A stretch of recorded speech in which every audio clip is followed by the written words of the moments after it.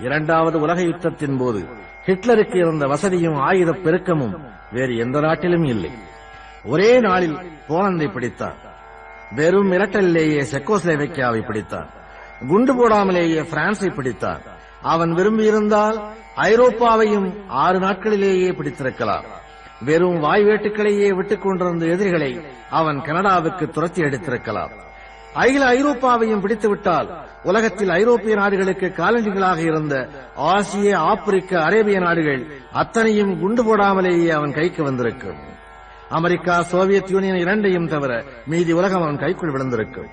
இது சுலபமாக நடந்திருக்கக்கூடியதே. ஆனால் விதி ஹிட்லரின் ஆணவத்தை ஆட்சி புரிந்தது.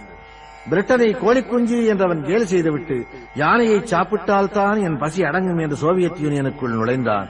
அவனது சவக்குழி அங்கேதான் தோண்டப்படுகிறது என்று விதி சிரித்தது. சோவியத் யூனியனின் பருவகாலத்தில்